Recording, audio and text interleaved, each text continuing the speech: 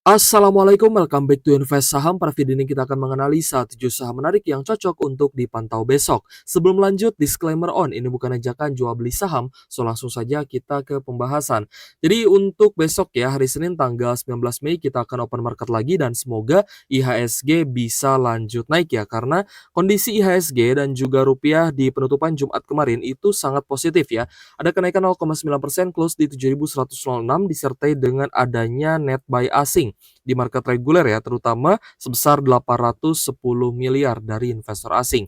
Dan ini sudah terjadi di beberapa hari sebelumnya, sehingga kita berharap ya ini akan menjadi posisi uptrend ya untuk IHSG dan juga membuat saham-saham yang ada di dalamnya bisa rebound kembali. Juga saham-saham yang kita pegang semoga bisa lanjut naik ke level yang lebih tinggi. Didukung dengan kurs rupiah yang ternyata kembali menguat 0,4%, close di Rp16.440 per 1 US dollar. Tentu saja ini semakin menguatkan guys ya potensi IHSG untuk bisa kembali naik.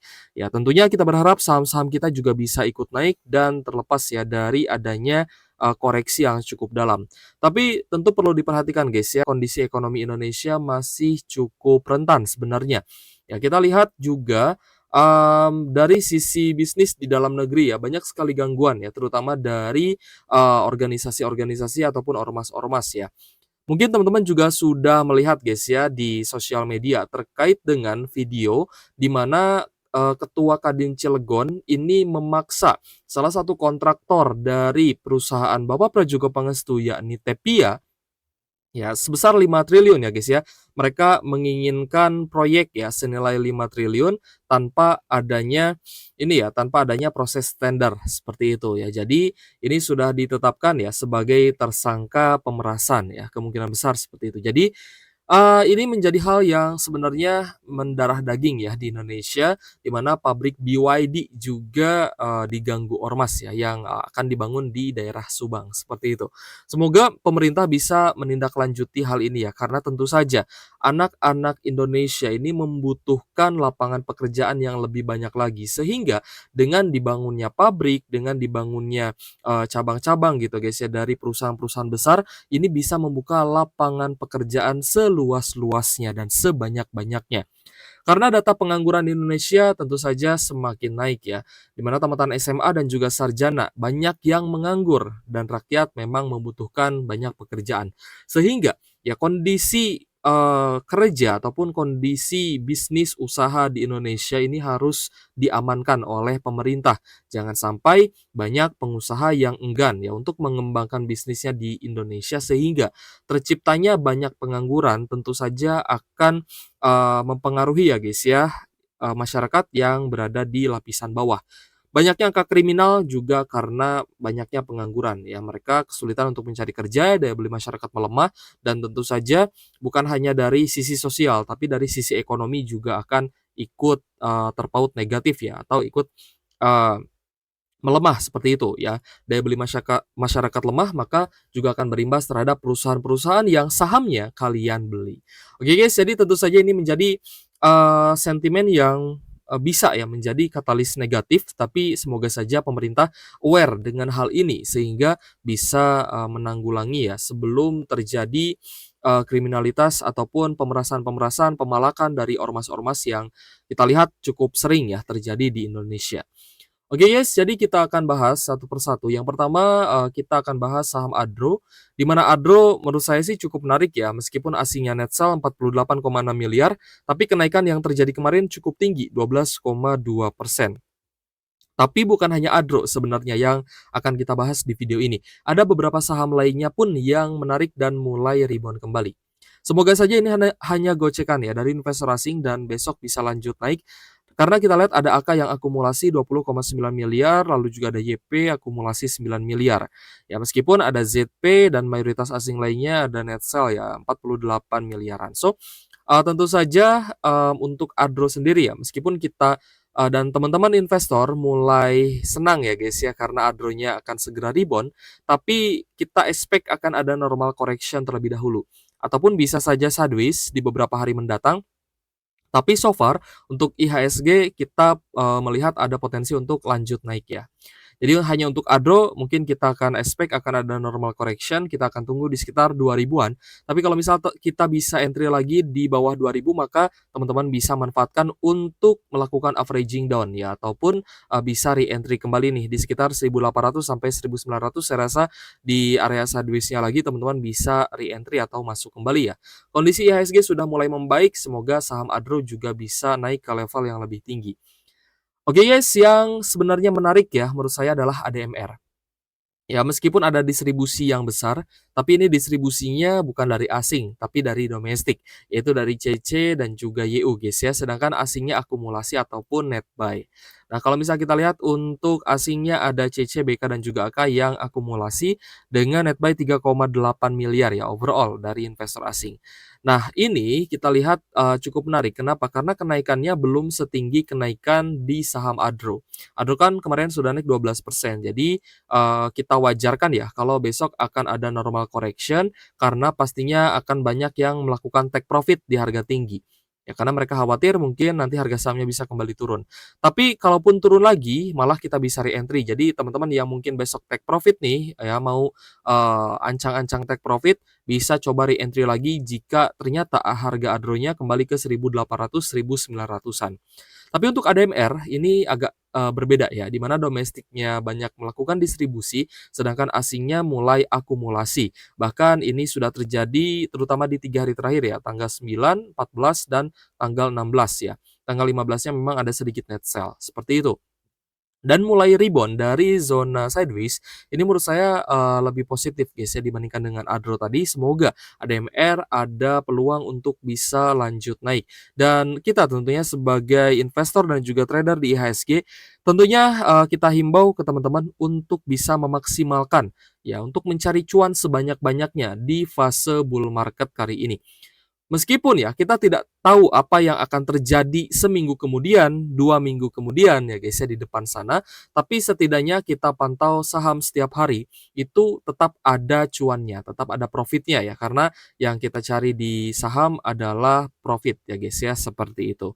Jadi untuk KDMR semoga ini bisa menjadi saham yang memberikan cuan ya kepada kita dan teman-teman bisa menggunakan strategi trend following juga untuk saham ADMR ya, dengan pembatasan risiko di sekitar 890 sampai di 875 ya guys ya. Jika breakdown lebih baik teman-teman batasi modalnya atau batasi resikonya.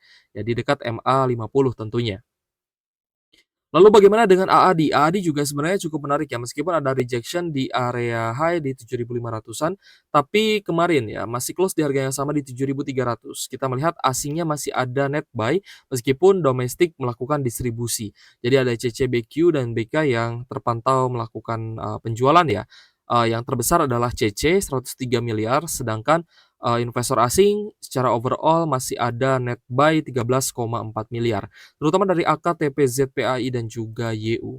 Jadi masih cukup menarik untuk AAD meskipun mungkin akan ada normal correction, ya semoga saja nanti ada pantulan di sekitar 6.900 sampai 7.000 ya, sehingga kita bisa re-entry kembali, terutama untuk teman-teman yang mungkin kemarin sempat melakukan take profit.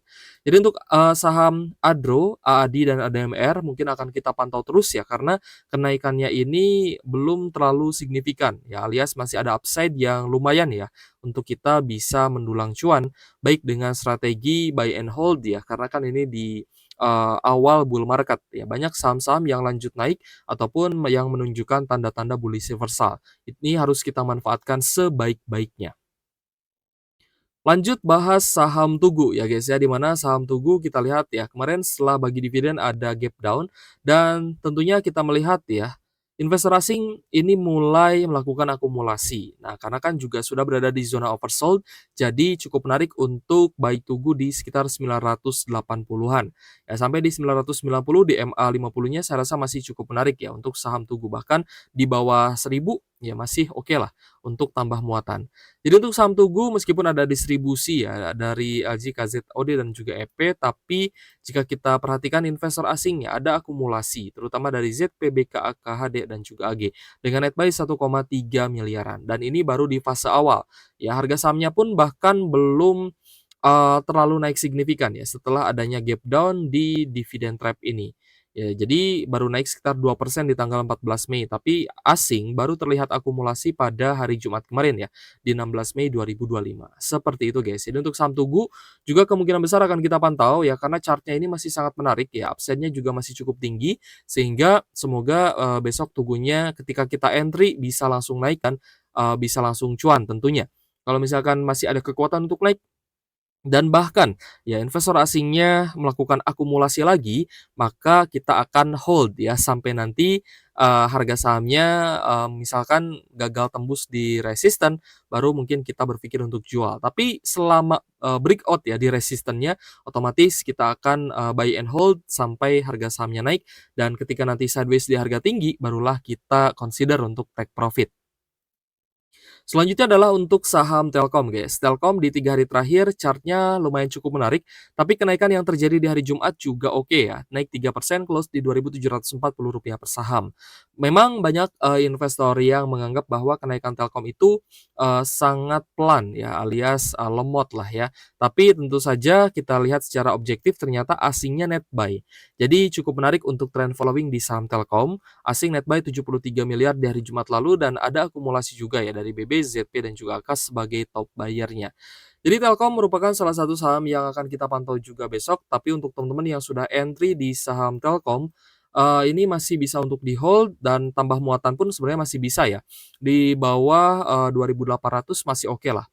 Tapi untuk averaging down juga masih ada peluang ya, teman-teman yang mungkin nyangkut di 3 ribuan, ini masih bisa melakukan averaging down di level saat ini. Semoga ya dengan teman-teman melakukan averaging down di saham Telkom ataupun di saham lainnya, harga average kalian akan cepat turun dan semoga cepat terjemput ya dengan kenaikan saham yang kita lihat memang ini, awal dari, fase bull market. Semoga saja IHSG dan saham yang kita pegang bisa lanjut naik lagi. Oke guys, secara objektif ya kita lihat, Telkom juga naik dari zona oversold ya, makanya saya bilang ini saham yang cukup menarik ya, karena ketika ada koreksi sampai di 2.500 bahkan di hari yang sama naik lagi ya ke area, close-nya di 2.590. Jadi cukup menarik lah untuk saham Telkom. Lanjut ke saham Raja. Nah, Raja juga, sebenarnya menarik ya, karena kan ini sudah cukup lama sideways nih, tinggal menunggu kenaikannya saja. Karena kita lihat sudah ada akumulasi, terutama dari investor asing yang mulai net buy di 14 Mei ya, meskipun tanggal 15-nya ada net sell, tapi di hari Jumat lalu ada akumulasi lagi. Ya, akumulasi dari OD, BK, XL, dan juga XA ya. Net buy asing 1 miliaran untuk saham Raja dan, secara bisnis as usual, masih running well ya guys ya untuk saham Raja ya, untuk, bisnisnya PT Rukun Raharja Tbk. Jadi untuk Raja sendiri, kalau misalkan di fase sideways seperti ini, akumulasinya mulai terlihat, tidak ada salahnya teman-teman beli di harga sekarang ya guys ya, atau, beli di harga sideways-nya itu saya rasa tidak masalah ya. Meskipun memang, banyak juga nih investor yang sudah buy on weakness di level bottom di 1.500-an. Tapi untuk level saat ini, saham Raja saya rasa masih cukup menarik. Selanjutnya adalah saham brand yang kita lihat juga mulai menunjukkan tanda-tanda bullish reversal. Nah, semoga saja nanti Raja chartnya seperti ini ya, dia naik dari level bottom, lalu sideways, lalu naik lagi. Nah, kita berharap juga saham Raja mengalami hal seperti itu. Dan untuk brand, ada kenaikan 7,6% di penutupan hari Jumat lalu ya, naik ke level 6.675 dan asing juga net buy ya. Meskipun ada normal distribusi nih dari domestik dan juga retail. Ada OD, XL, SQ, dan juga XC ya. Jadi banyak retail yang jualan, tapi asingnya net buy. Ini asing, ya ada akumulasi, terutama dari BK, TP, CC, ZP, dan juga AK. Net buy asing mencapai 91,8 miliar. Ya, jadi untuk saham brand, teman-teman yang mungkin mau trend following juga, masih ada peluang sebenarnya sebelum dia breakout di atas level resisten di 7.100 ya. Jadi untuk saham-saham yang tadi sudah kita bahas, ini sebenarnya menarik, tapi juga mmm, jika kita perhatikan saham-saham big banks pun, jauh lebih menarik ya guys ya, karena, ada tanda-tanda reversal di saham big banks juga. Jadi mungkin ini sebagai alternatif ya, jika teman-teman, sudah cukup banyak nih porsinya di saham, big banks, mungkin saham-saham ini bisa menjadi alternatif juga untuk teman-teman mengincar, posisinya gitu ya. Oke guys, terima kasih ya untuk teman-teman yang, sudah menonton video ini dan juga yang sudah request sahamnya kemarin. Ya, jadi setiap minggu ya, setiap weekend kita akan bahas saham yang kalian request di kolom komentar, gitu ya. Jadi cukup menarik nih untuk pembahasan, saham kita terutama di video ini pun semoga saja saham-saham yang kita beli ya besok bisa langsung naik sehingga kita beli langsung cuan, itu harapannya ya. Kenapa kita selalu memantau tanda-tanda bullish reversal, kita selalu memantau, area, di zona oversold karena kita ingin beli itu ketika memang, waktunya untuk naik gitu guys ya, alias kita beli di fase bullish reversalnya.